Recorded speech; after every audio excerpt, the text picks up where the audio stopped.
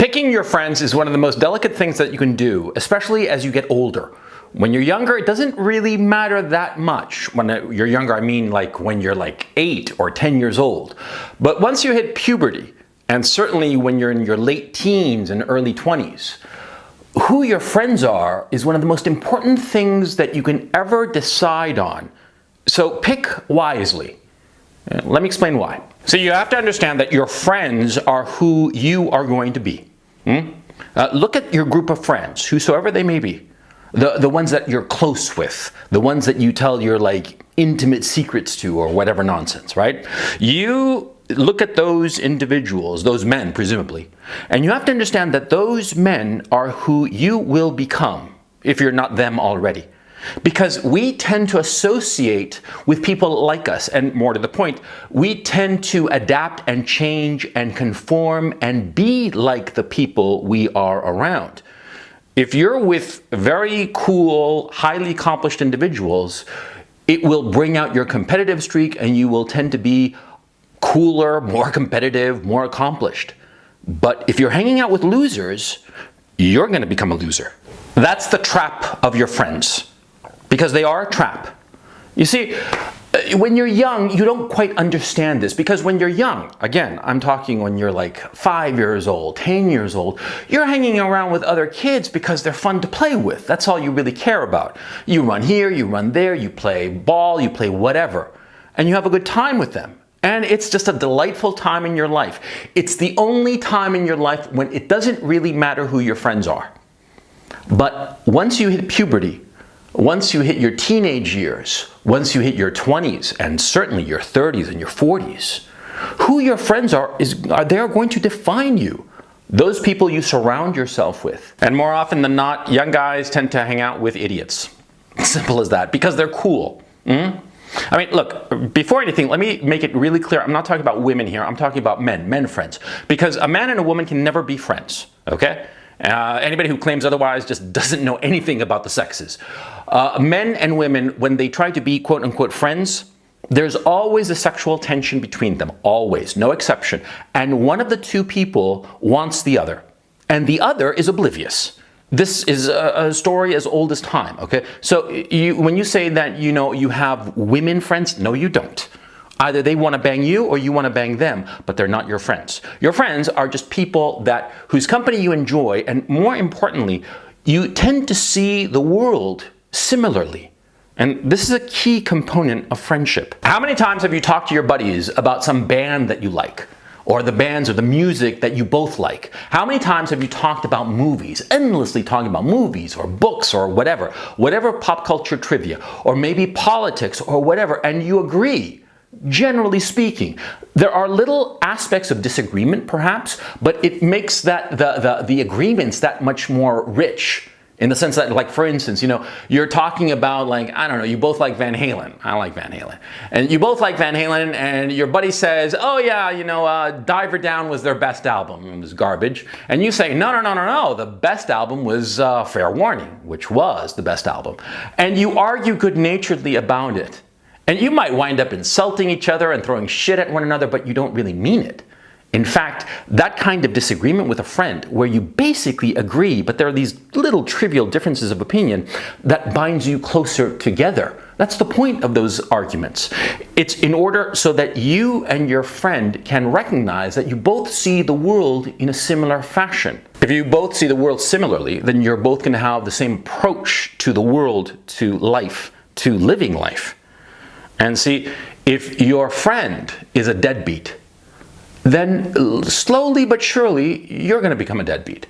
You know, it might be like sort of like a power play. You know, he's a deadbeat, but you're a hard worker. But if you have two deadbeat friends, pretty soon you're going to be a deadbeat. It's inevitable, because we inevitably try to adapt and conform to the expectations of the people around us, especially the people that we like the most. Not necessarily the ones that we love the most. I mean, we love our parents, we love our siblings, but the people that we like, that we think are cool, we want to be like them. And if we have what we consider cool friends who are just deadbeats, then even at an unconscious level, we're going to slowly become deadbeats. It's inevitable. But on the other hand, say that you become friends with, like, hardworking, nerdy type guys.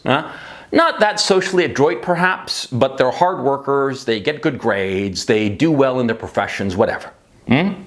What'll happen is that if you hang out with those guys, you're naturally going to get up to their speed in that regard. And they in turn might be, socially maladroit, and you be very good at the dealing with people kind of thing. And they will start to change their attitudes and behavior to conform more to you. You'll both be getting something out of it. You see what I'm saying? But see, if they are hardworking, you will try to be hardworking. It will up your game because you won't want to be left behind. That's the key point. You never want to be left behind with your friends. You always want to be on a par with your friends.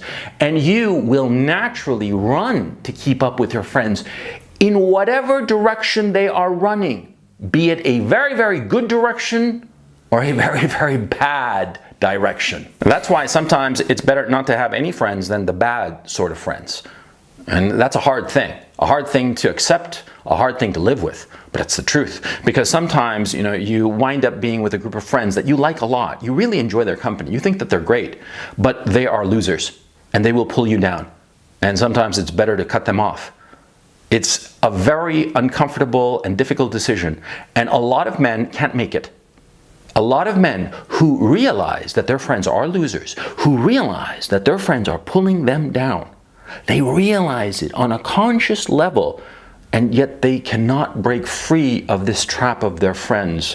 And they allow their friends to pull them down into drugs, pull them down into stupid crimes of one sort or another, pull them down into all sorts of idiocy, ruining their lives for nothing, just for the sake of getting in good with these friends. And the worst part, see, it's not only predictable, which it is, but it's natural. It's from evolution. See, we human beings are animals. Never forget that. We are not these angelic beings of light and energy. No, we're animals. And as animals, we evolved. And in the 3.5 million years of our existence as a species on this earth, we evolved to conform to our social group because our lives depended on our social group. In the past, I'm talking the ancient past, the prehistoric, before we were even properly humans, we would always conform to what our group was doing, the behaviors of our group, no matter how destructive they might have been, because we needed other people to survive. But today, in our technologically advanced civilization, we do not need other people to survive. The people that we know are friends. They are extras in our life, but they are not essential. See, I don't need my friends to go and hunt the woolly mastodon and eat. I don't need them. Do you know why? Because I earn good money and I go to the supermarket where I buy some food that has been anonymously prepared and left there, and I just give them my money and they give me food and I eat. In the past, that was not the case. In the past, we human beings needed our friends to survive. And because of it, we would conform to our group of friends. It was essential that we conform to them, because if we weren't conforming to them, conforming to the average that they created, if we weren't conforming and staying on their good side, they would cut us out insofar as food. They would cut us out insofar as hunting is concerned. We would starve, we would die. That's why it was so essential from an evolutionary perspective. But today, that's not the case. And because it's not the case, a lot of times we can get confused. We think that we are sort of like still living in the savannah, hunting the woolly mammoth or whatever, and don't realize that we don't need our friends. We don't. We need them to push us. We need them to elevate us. But we don't need them if they're pulling us down. Understand the trap of your friends. Understand that if you have a crap group of friends, they will pull you down. And therefore, you have to cut them loose and move on and find other friends, better friends. And you want to say that this is social climbing or some nonsense like that? Fine, I don't care. It's the truth. You want to have a successful life, don't you? I mean, you don't want to be some bum. You don't want to be some loser, right? So don't hang out with bums and losers, because they will turn you into a bum or a loser. Hang out with winners. Hang out with guys who have the balls and the drive to succeed. Because if you're not that motivated, perhaps, You hang out with that crowd of people. You make friends with those guys, and they will trap you just as well. But the difference is that the outcome will be good for you. And that's what you want. If you like this video, please check out my Patreon. Link is in the description below. I post an additional video on Patreon every week. And in point of fact, I have over 100 videos there that you'll find nowhere else. And in addition to the extra video every week, I do a weekly webinar, which is a call-in show that lasts between 2 and 3 hours, discussing different topics of interest. It's a call-in show, it's a lot of fun, it's every Sunday, so please check it out. Like I said, link is in the description below. Thank you so much, and I hope to catch you next time.